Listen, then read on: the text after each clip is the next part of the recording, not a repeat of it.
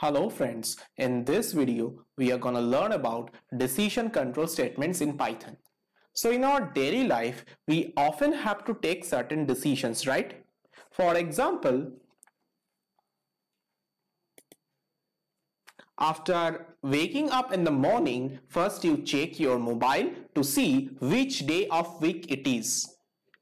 If it is a weekday, that is, if it is a day between Monday to Friday, then you simply get ready for school or office. And if it is not a weekday, that is, if it is a weekend or a holiday, then you simply don't get ready for school or office and do whatever you want to.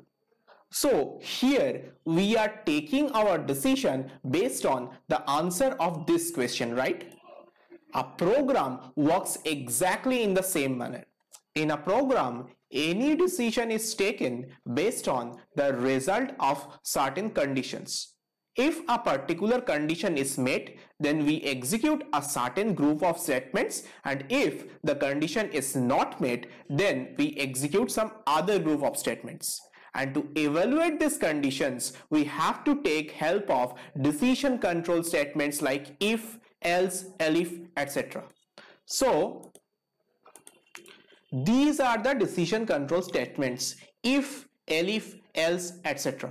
So let's flip to Jupyter Notebook and let's see some practical examples of decision control statements.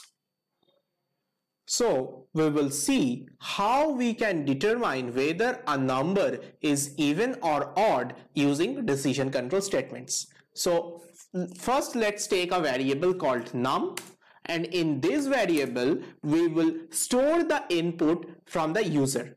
So now to take the input from the user, which function do we use? We use the input function. And inside the input function, we will pass the message that we want to show the user. So we will ask the user, enter a number. Fine.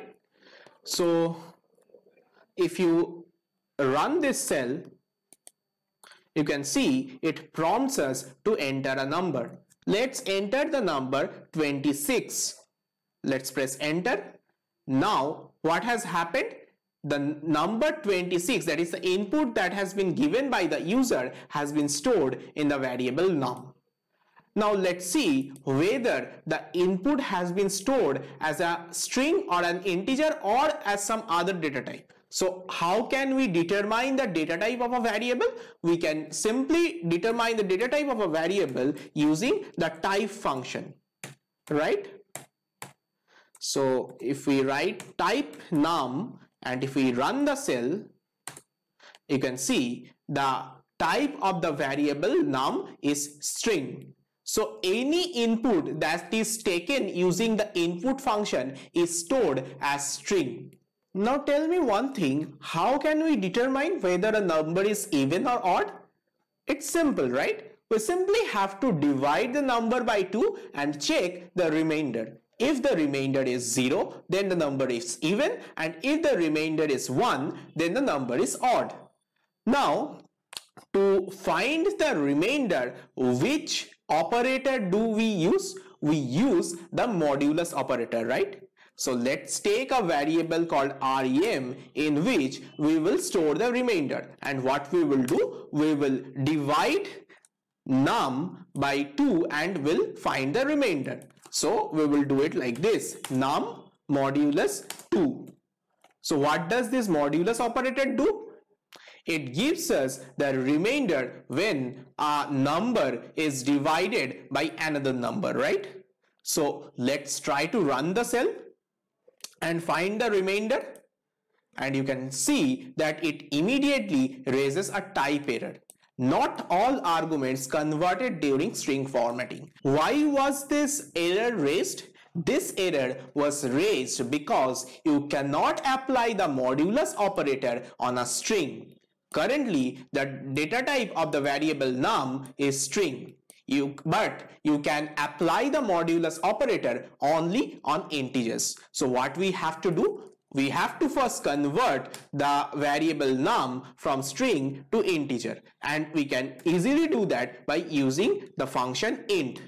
So we will convert it to integer and we will store the result in the same variable called num. So what happens here? The variable num simply gets converted from string to integer. Let's run the cell, and if we again check the type of the variable num and run the cell, you can see that the type of the variable has changed from string to integer.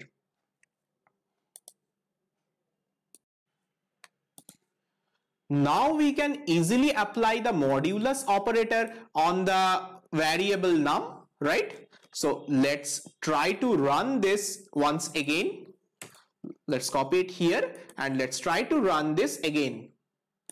And this time you can see Python does not raise any error because the variable num has been converted from string to integer, right?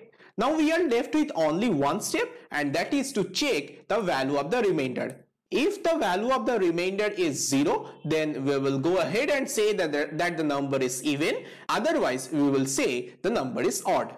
So how can we check that? For that, we will have to take the help of the decision control statement called if.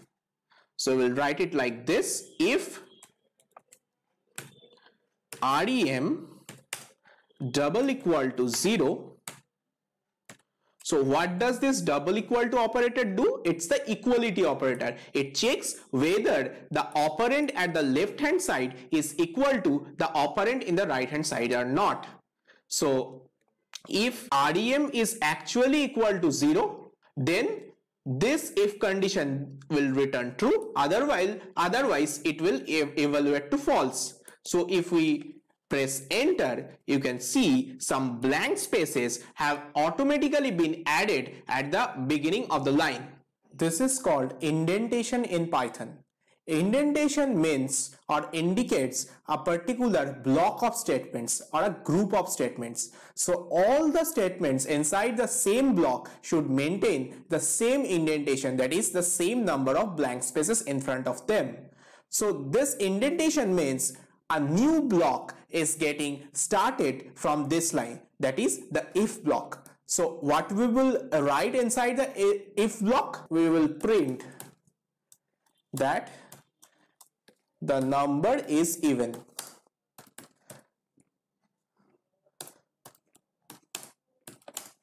So if the remainder is 0, then we will print the number is even.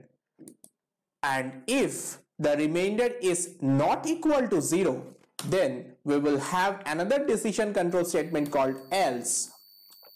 And inside the else block, we will print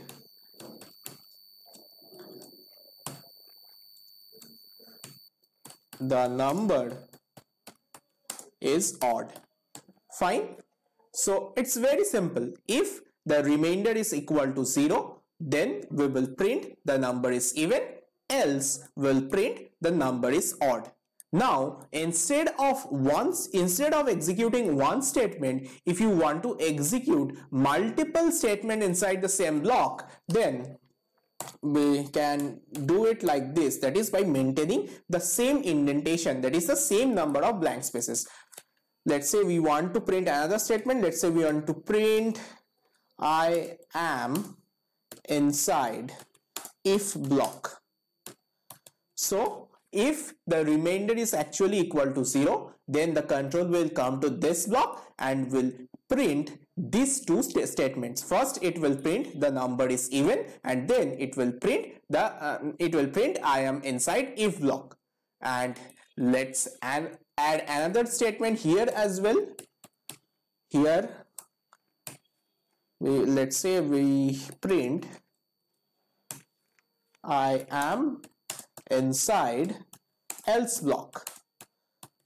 So if the remainder is not equal to 0, then this entire block will be skipped and the control will come directly inside the else block, and it will print, first it will print the number is odd, and then it will print I am inside the else block, right? So currently what is the value of the variable num? The value of the variable num is 26. So what is the value of the variable REM? Let's print the value of the variable REM.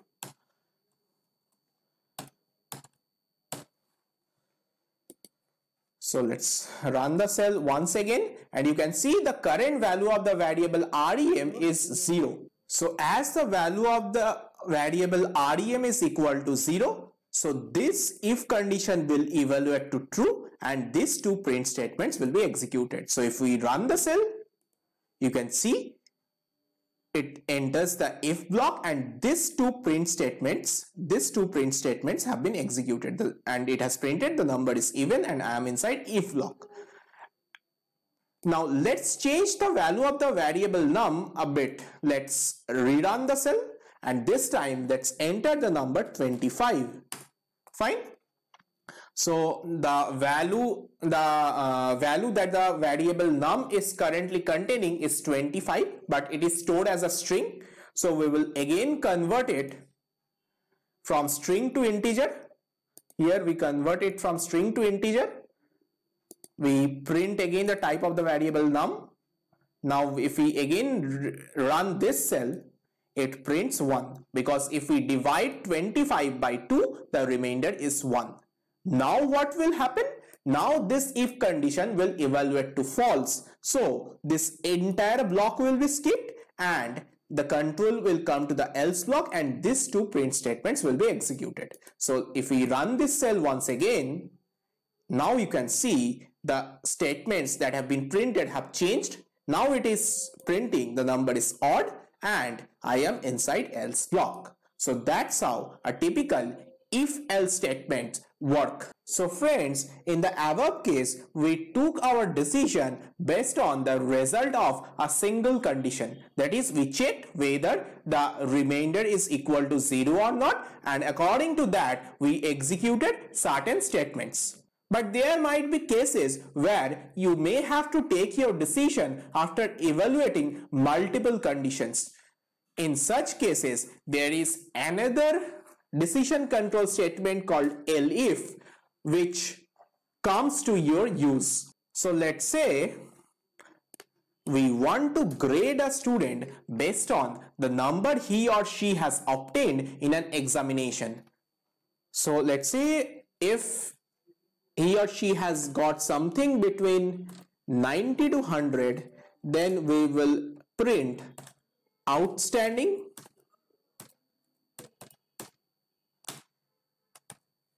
If he scores between 80 to 89, or let's say if he or she scores between 70 to 89, we will say excellent.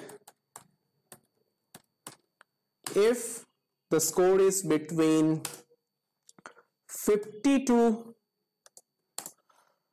69, then we will say very good. If it is something between 30 to 49, then we will say pass, and if it is less than 33, then we will say fail. Okay, so let's see how we can solve this problem with the help of if, elif, else statements. So first of all, what we have to do, we will again have to use an input function, and we'll have to pass the message to the user to enter the number that is obtained by the student. Fine. And let's say we'll store that in the variable called score. Fine. So what is our next task? Our next task will again be to convert it from string to integer. So score equal to int score. Now once we convert it from string to integer, then we will start checking the different conditions. So what is the first condition? If the score is between 90 to 100, we will say outstanding. So if score is greater than or equal to 90, then we will print outstanding.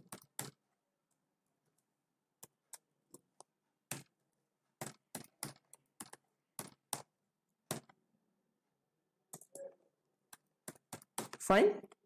Now what is the next condition? If it is between 70 to 89, then we'll have to print excellent. Now how we will do that? We will use the statement called elif. So what does this elif statement do? Elif is Python's way of saying if the previous condition is not satisfied, then try with this condition. So inside the elif condition, we will specify it like this: score greater than equal to 70 and score less than equal to 89. Then we'll print excellent. Fine.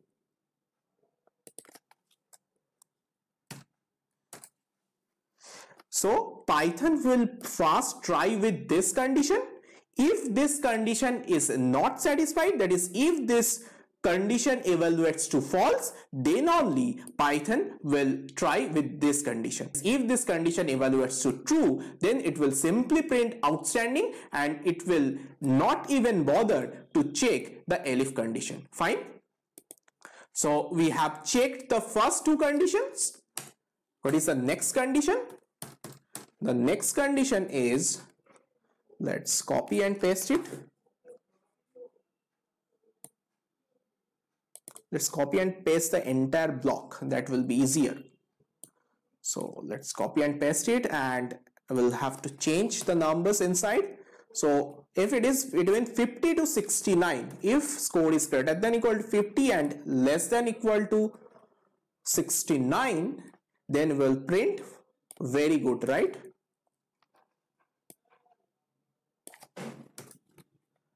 Let's again copy the elif block and let's paste it below.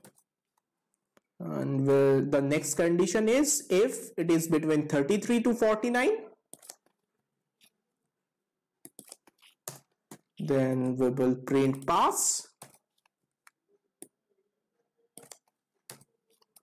And if none of the above if and elif conditions are satisfied, then we'll have an else block, and inside that we'll print fail. So let's have a look at the entire code once again. So first we take the input from the user, we store it in a variable called score, then we convert it from string to integer. After it is stored as an integer, we start checking the conditions. So the first condition is if the score is greater than or equal to 90, then we will print outstanding.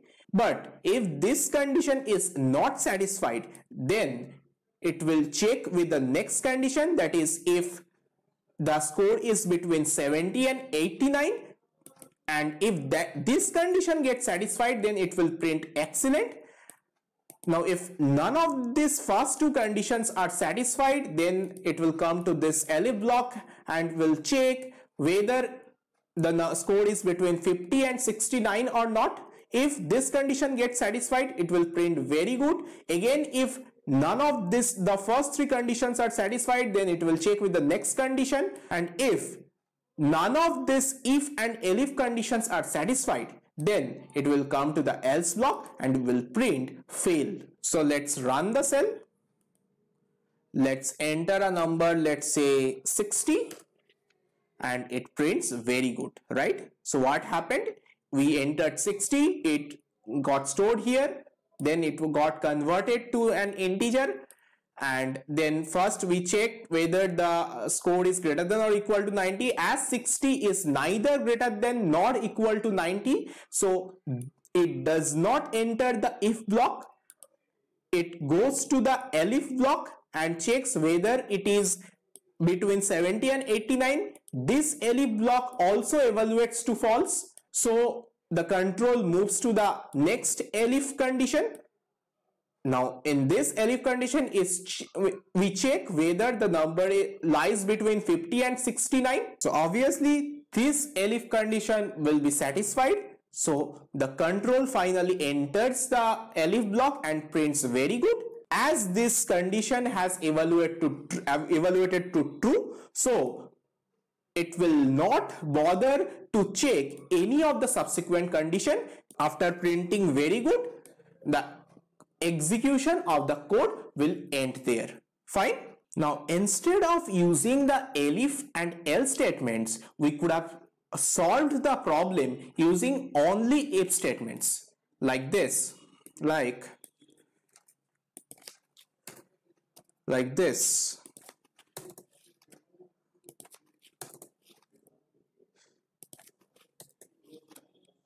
And here also we'll use if.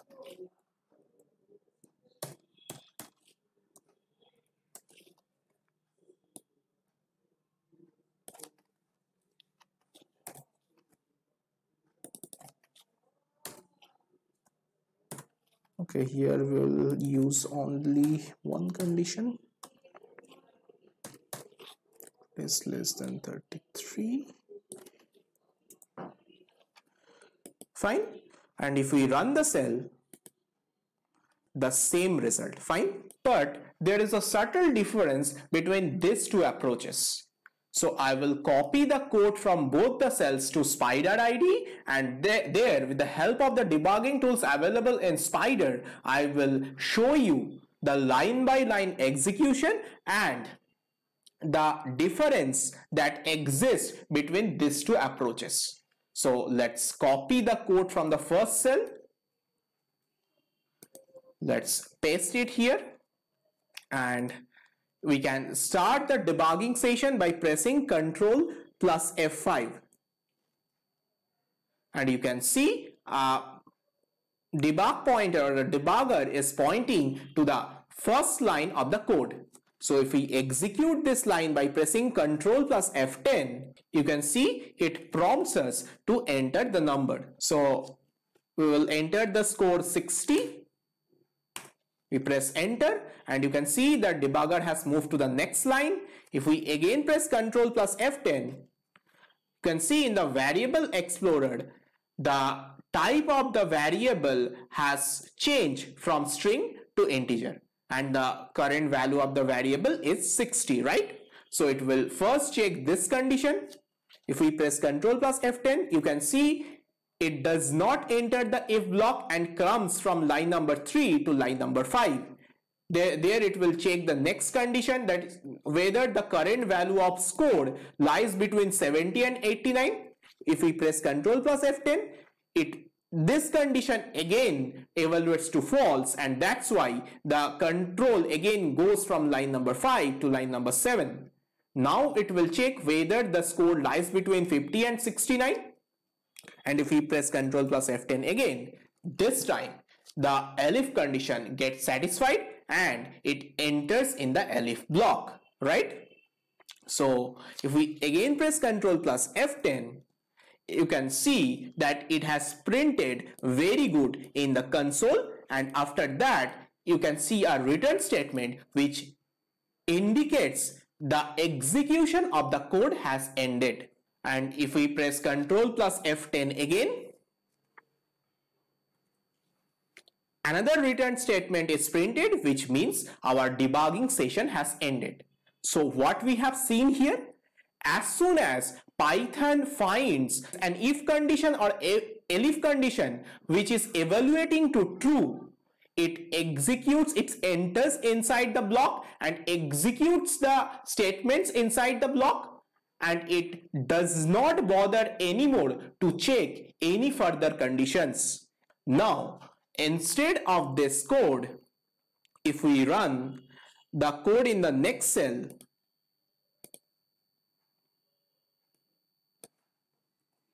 if we run the code,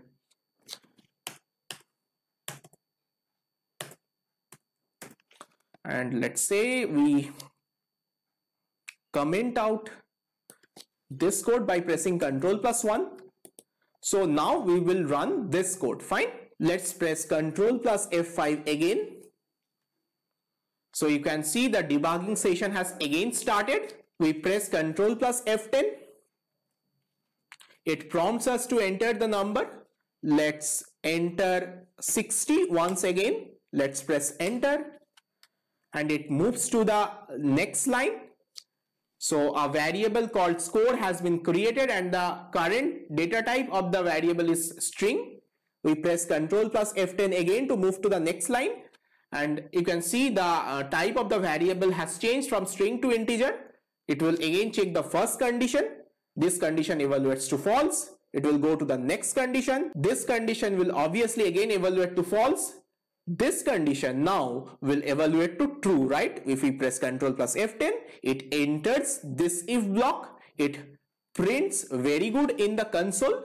But now you can see after very good, no return statement is printed, which means the execution of the code has not finished yet. So rather than terminating the code, what it does, it moves to the next if block. So even if this if condition evaluated to true, the control move to the next if condition to check it. So it will check this if condition. This if condition will obviously evaluate to false. Then it checks the last if condition and this will also evaluate to false. Now you can see the return statement getting printed, which means our code execution has ended. If we press Ctrl plus F10 again, our debugging session will end as well. So what we can conclude from this? In the earlier case, as soon as a particular condition evaluated to true, it did not bother to check any subsequent conditions, right? But in this case, even if this if condition evaluated to true, then also it checked all the subsequent if conditions. Why did this happen? This happened because each and every if block is considered to be an independent block.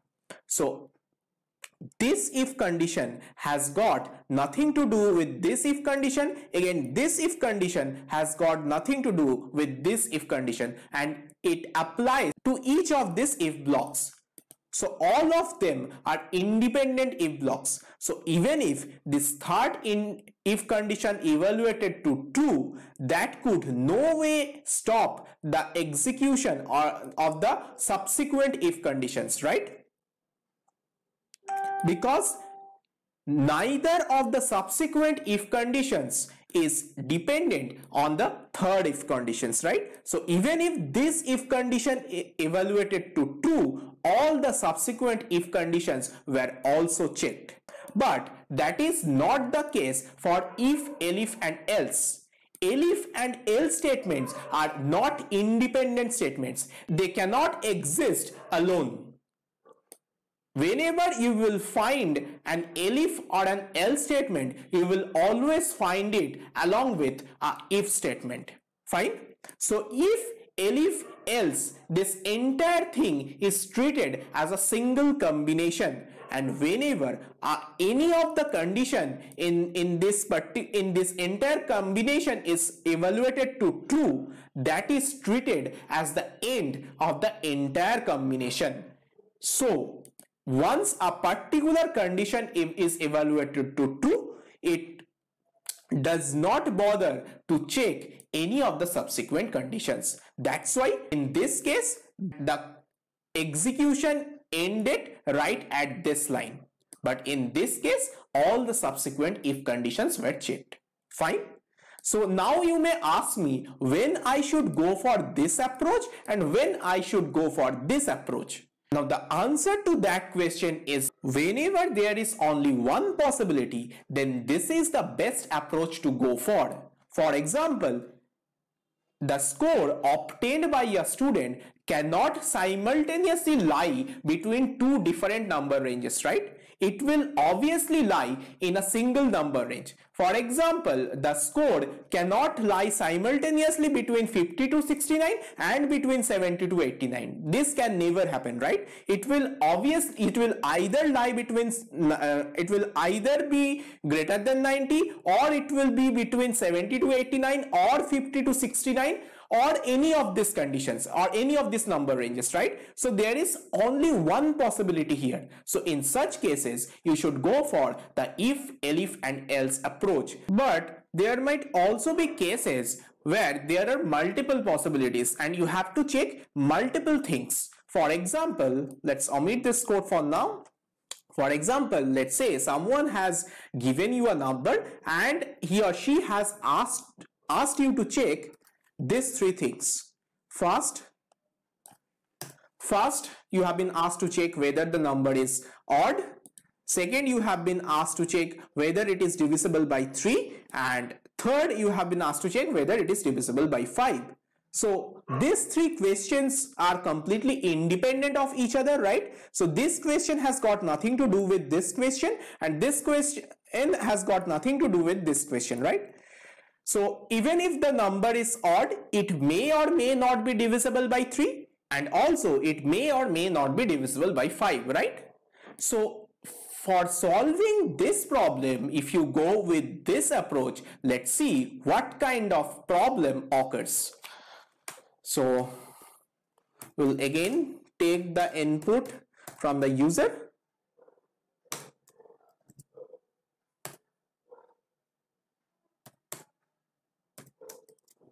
Let's give the user the same message, enter the number, then we will again convert it from string to integer, and after converting it, the first thing that we have to check is whether it is an odd number. So how will we check that?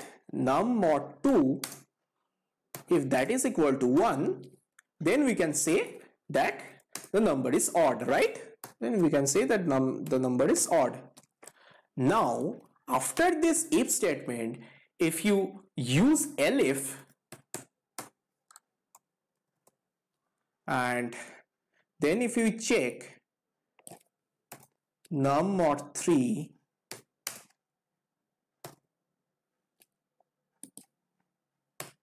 is equal to 0 or not, and then if it is equal to 0, we will print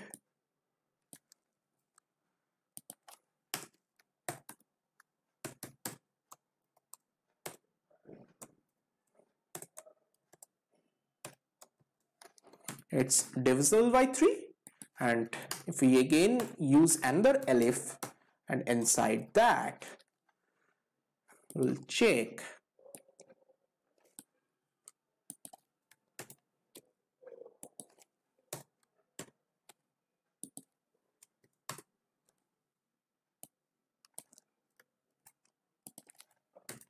divisible by 5.